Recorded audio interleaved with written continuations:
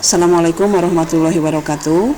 Saya Siti Robiah MPD, mengajar di SMA Negeri 1 Kuningan, mengampu pelajaran kimia.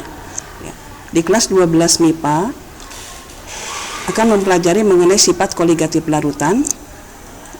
Nah, sebelum memasuki sifat koligatif larutan atau mempelajari sifat koligatif larutan, ada prasyarat yang harus dikuasai, yaitu mengenai satuan konsentrasi. Kita bisa mempelajari ke sifat koligatif larutan, bisa menguasai sifat koligatif larutan apabila satuan konsentrasinya, kompetensinya itu sudah dimengerti, sudah dipahami, ya, sehingga bisa masuk ke 4 sifat koligatif larutan.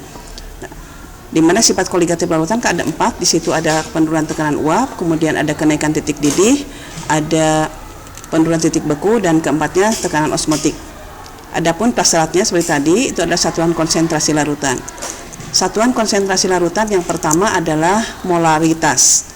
Molaritas menyatakan banyaknya mol zat terlarut di dalam setiap 1 liter larutan.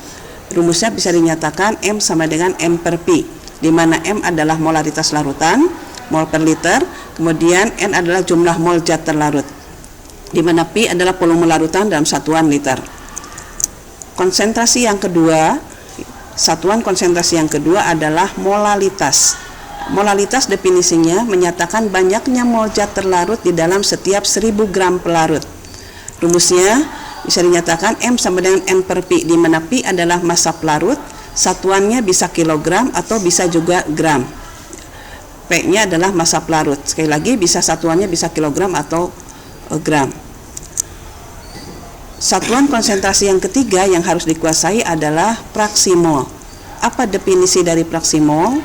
Fraksi mol menyatakan perbandingan banyaknya mol zat dari zat tersebut terhadap jumlah mol seluruh komponen dalam larutan.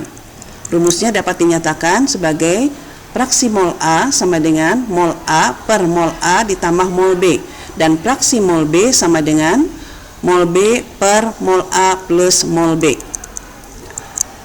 Apabila fraksi mol dari masing-masing zat yang ada di dalam larutan dijumlahkan, maka secara keseluruhan nilainya adalah 1, atau dapat dinyatakan sebagai fraksi mol A ditambah fraksi mol B sama dengan 1.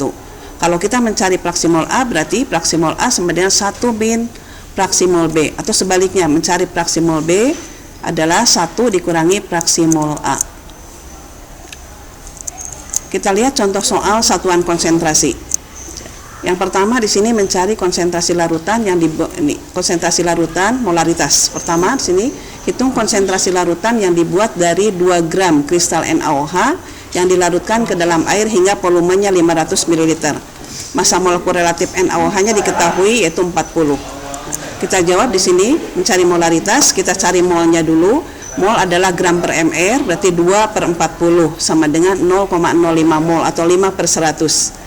Di mana volumenya 0,5 liter, maka molaritas sama dengan 0,05 dibagi 0,5, hasilnya adalah 0,1 molar atau 0,1 mol per liter.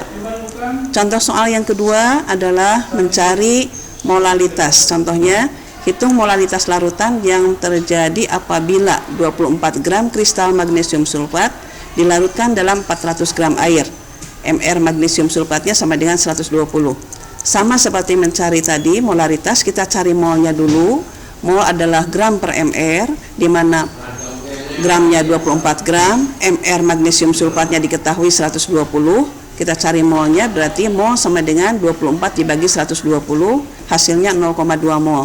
Kemudian kita cari molalitas. Molalitas adalah N per P, berarti 0,2 dibagi massa pelarutnya ada 400 gram atau 0,4 kilogram. Jadi 0,2 per 0,4 kg hasilnya adalah 0,5 molal. Itulah satuan-satuan konsentrasi yang harus kita pelajari sebelum masuk ke bab materi sifat koligatif larutan. Seperti yang sudah disebutkan tadi, itu adalah salah satu prasyarat untuk masuk ke sifat koligatif larutan. Sekian, Assalamualaikum warahmatullahi wabarakatuh.